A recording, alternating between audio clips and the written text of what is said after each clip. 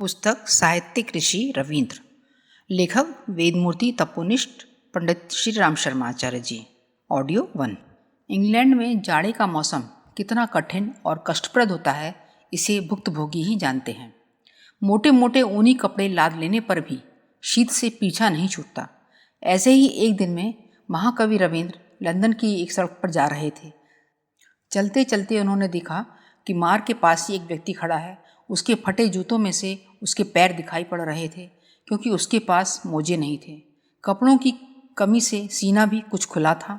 England में भीख मांगना कानूनन जुर्म माना जाता है, इसलिए उसने कुछ कहा तो नहीं, पर एक क्षण के लिए अर्थपूर्ण दृष्टि से दिखता रहा।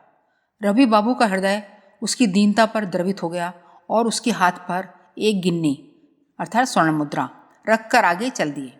1 मिनट बाद ही वह दौड़ता हुआ उनके पास आया और कहने लगा, महोदय, आपने भूल से मुझे एक गिन्नी दे दी है। यह कहकर वह उसे वापस करने लगा। जब रवि बाबू ने आश्वासन दिया तब वह उसे लेकर गया।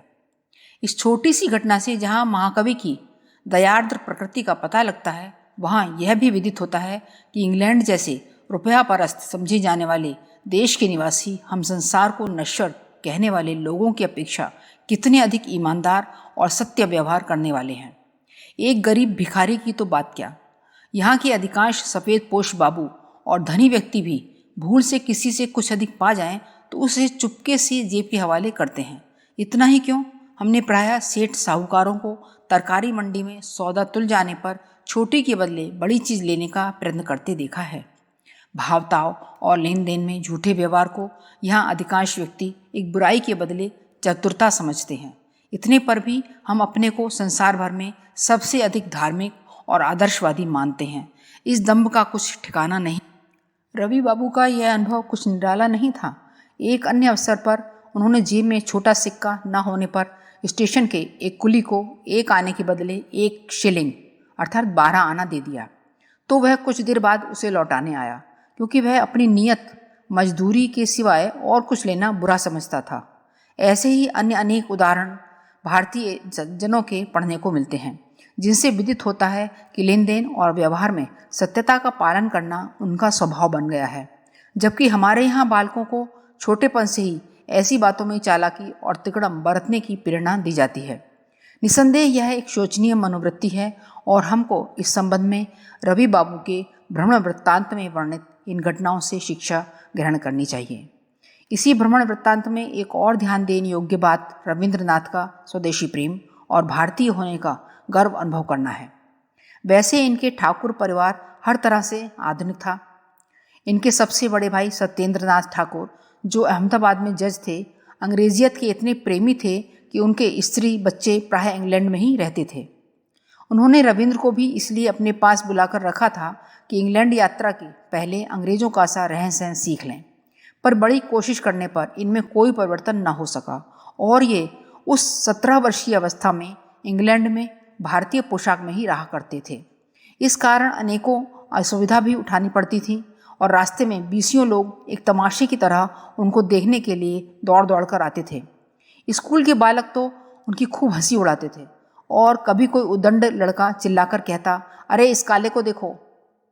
पर रवि बाबू ऐसी बातों से कभी संकुचित व लज्जित नहीं हुए।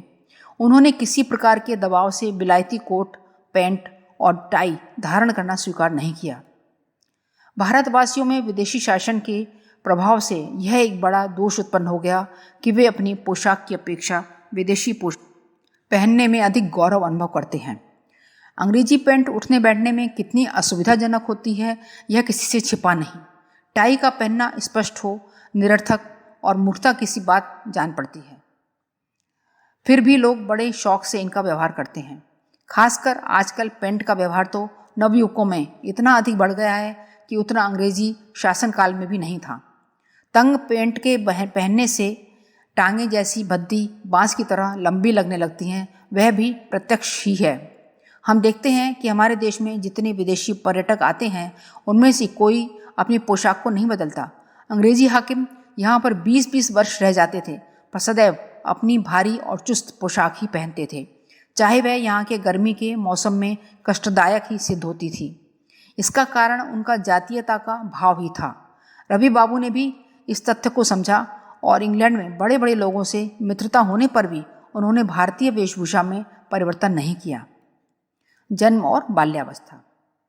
ऐसे स्वदेश और साहित्य के प्रेमी महाकवि रविंद्रनाथ ठाकुर का जन्म सन 1861 से 1941 कलकत्ता के भारत प्रसिद्ध ठाकुर वंश में हुआ था।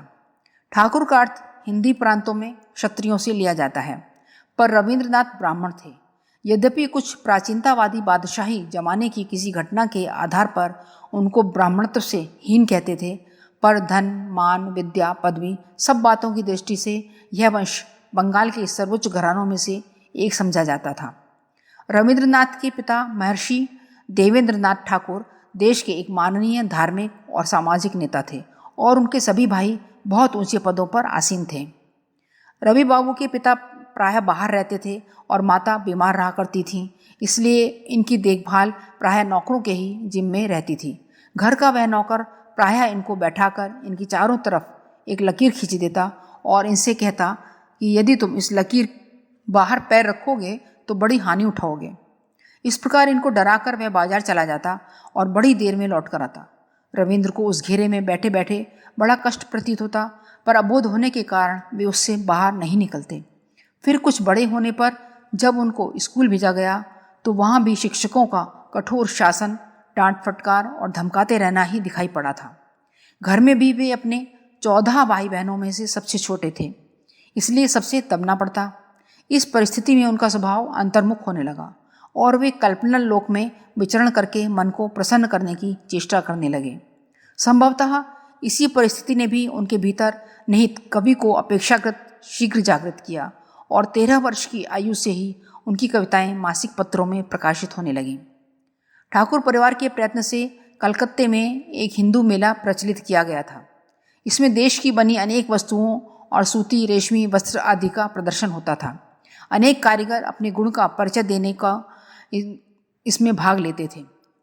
संगीत, कविता और साहित्य चर्चा भी होती थी। उसी छोटी आयु में एक बार इस अवसर पर आपने स्वदेशी प्रेम के संबंध में बड़ी सुंदर कविता पढ़ी। इसे जनता ने बहुत पसंद किया और उसे अमृत बाजार पत्रिका में प्रकाशित भी किया गया।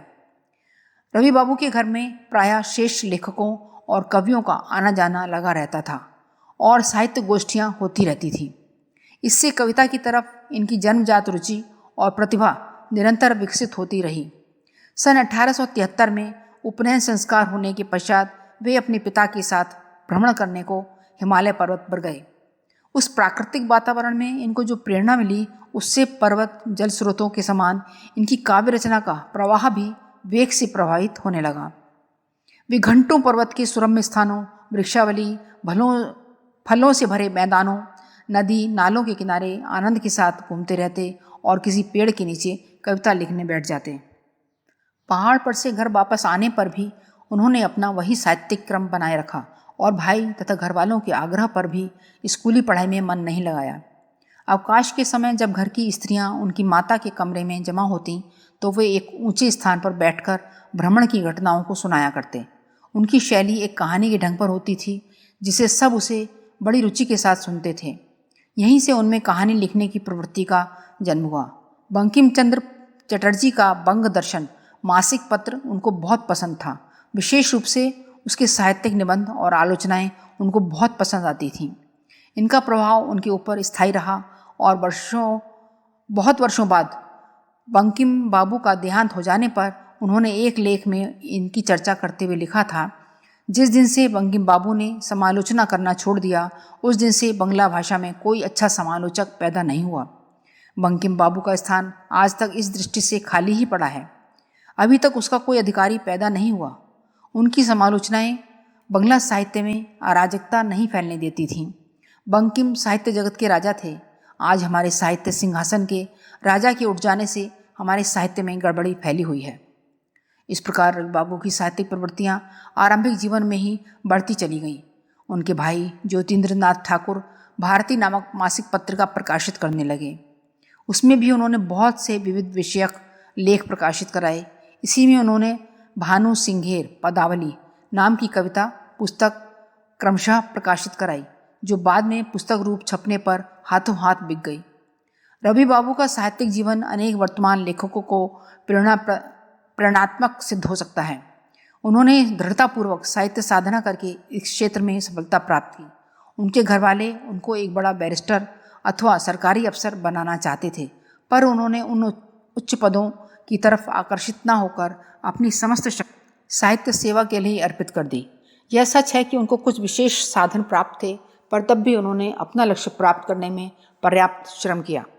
आजकल अनेक व्यक्ति सामान्य प्रतिभा और साधनों के बल पर ही सुलेखक होने का स्वप्न देखा करते हैं, और आश्चर्य यह है कि वे इसी उद्देश्य की पूर्ति के लिए उचित परिश्रम भी नहीं करना चाहते।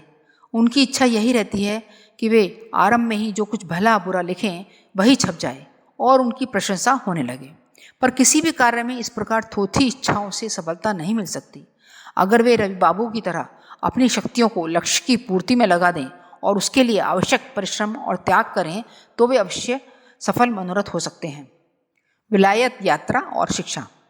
जब घर वालों ने देखा कि रवि बाबू यहाँ पढ़ने में मन नहीं लगाते तो उनको विलायत भेजने का प्रस्ताव किया गया, जिससे वे बैरिस्ट्री या कोई अन्य उच्च परीक्षा पास कर लें।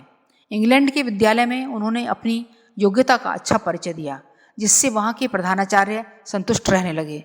पर उनका अधिक समय मिल्टन वायरन, टेनिसन, शैली आदि विख्यात अंग्रेजी कवियों की रचनाओं के अध्ययन में ही जाता था। उन्होंने उसी समय इस संबंध में कई लेख भी भारत में प्रकाशित कराए। यूरोप में जाकर रविंद्रनाथ ने अपना समय केवल कॉलेज के भीतर ही नहीं लगाया, वरन वहाँ के सामाजिक और सार्वजनिक जीवन पर भी निगाह डालते और अपने देश के साथ उसकी तुलना करते रहते रहे। यही सन 1879 से 80 की बात है, जब भारतवर्ष का विदेशी संस्कृति से संपर्क होना आरंभ हुआ था। इस विषय में उन्होंने अपने अनुभव का वर्णन करते हुए लिखा, यूरोप की भूमि में यह मेरा पहला ही चरण है। आप तो जानते ही हैं कि मैं कैसा कल्पनाशील हूँ। मैंने सोचा था कि वहाँ पहुँचते ही एक अपूर्व दृश्य मेरी आंखों को आकर्षित करेगा, परंतु जैसा मैं लड़कपन से देखता चला रहा हूँ, कल्पना वास्तविकता में प्रायः मेल नहीं होता। इस नवीन देश में आने से पहले मैंने उसे जिस नए रूप में सोच रखा था, वह बात देखने में न आई। इंग्लैंड आने पर सबसे अधिक मैंने क्या देखा? लोगों में व्यस्तता का भाव। जो लोग रास्ते में चलते हैं उनका मुंह देखने में बड़ा मजा आता है। बगल में छड़ी लेकर हुश हुश करते हुए चला करते हैं। आसपास के आदमियों के ऊपर उनकी दृष्टि जरा भी नहीं पड़ती। उनके मुंह पर एक घबराहट सी झलकती रहती है। वे हृदय से यही प्रयत्न करते हैं कहीं उनका समय व्यर्थ न बीत जाए। इस देश के लोगों का स्वभाव दुलारा लड़का बनने का नहीं है और न आराम से गद्दी पर पड़े रहना किसी को अच्छा लगता है।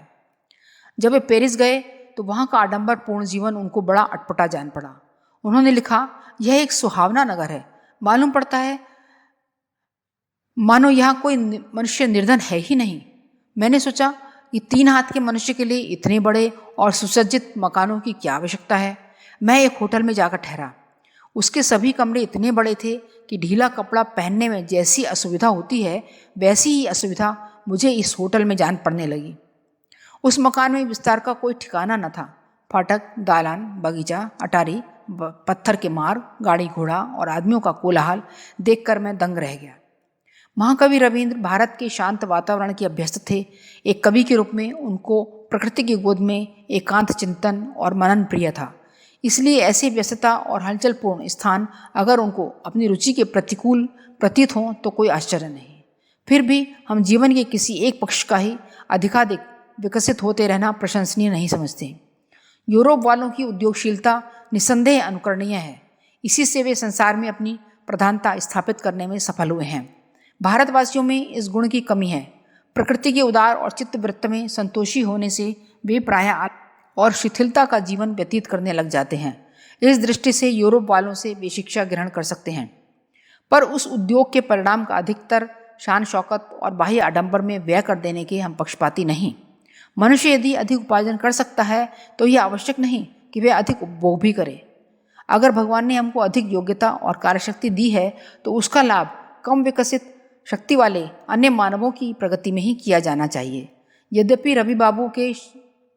रवि बाबू को शाही होटल में 2-4 दिन ठहरने से वहाँ कोई निर्धन न दिखाई दिया, पर हम जानते हैं कि पेरिस और लंदन जैसे महानगरों के भीतर और आसपास लाखों व्यक्ति ऐसे रहते हैं जिनका जीवन अभावग्रस्त होता है और जिनके बच्चे को भरपेट भोजन और पर्याप्त वस्त्र नहीं मिलते। अगर व्यक्ति और समाज की समृद्धि बढ़ती है तो उसका उपयोग सबसे पहले समाज के इस दुर्भाग्यग्रस्त समुदाय की दशा सुधारने में ही किया जाना चाहिए। हमारे देश में तो स्थिति और भी भयंकर पाई जाती है। यहाँ किसी भी जगह भूखे और नंगों की टोलियाँ देखी जा सकती हैं। गरीब बालकों को ठंड से ठिठुरने पर भी सामान्य वस्त्र नहीं मिलते। आहार में पौष्टिक तत्वों का अभाव रहता है। घर के नाम पर उनको टूटे फूटे और अस्वास्थ्यकर झोंपड़ों में रहना पड़ता है। कहीं कहीं पर नए नए मकान और कोठियाँ खड़ी हो जाती हैं। वे ब्याह शादियों में लाखों रुपए फूंक देते हैं। यह स्थिति अवश्य ही बदली जानी चाहिए, तभी हम सच्ची प्रगति के दर्शन कर सकेंगे।